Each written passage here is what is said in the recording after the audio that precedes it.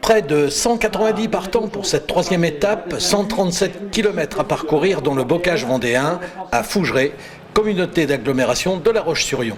Fougeray accueille cette manifestation sportive qui est réservée à des villes bien plus importantes que nous.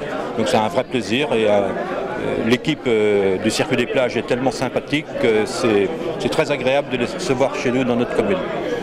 Après la domination des Vendéus dimanche dernier, nombre d'équipes avaient envie de rétablir l'équilibre. Ce seront 9 coureurs qui prendront 20 secondes du 11e au 17e kilomètre. On retrouve là des Vendéus, Nantes-Atlantique, Côte-de-Lumière, Côte-d'Armor, Cholet, Abbeville. La plus longue échappée comptera 11 coureurs au 22e kilomètre avec sensiblement les mêmes équipes représentées, si ce n'est Aubervilliers, Sablé, Locminé, Douai et Ville-Saint-Germain. Ce groupe comptera jusqu'à 1 minute 55, aura lâché entre-temps 4 coureurs et sera repris au 68e kilomètre. Le peloton va exploser au kilomètre 92 en 3 groupes. Le premier de 60 coureurs laissera très vite partir 18 coursiers.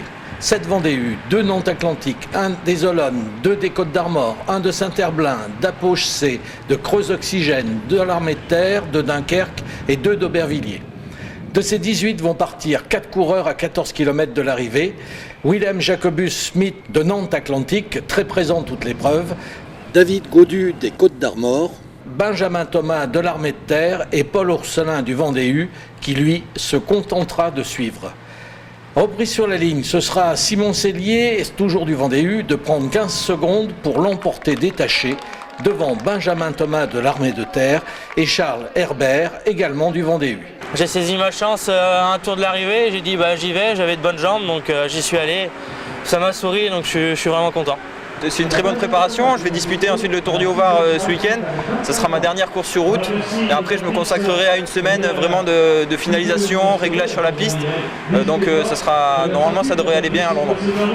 Un certain nombre de coureurs du Vendéu en ont terminé avec l'édition 2016 puisqu'ils vont courir la première manche de la Coupe de France des clubs de National 1 samedi 20 à Aix-en-Provence. La course devrait s'en trouver relancée dès jeudi prochain à Sainte-Flève-des-Loups pour la 4e étape.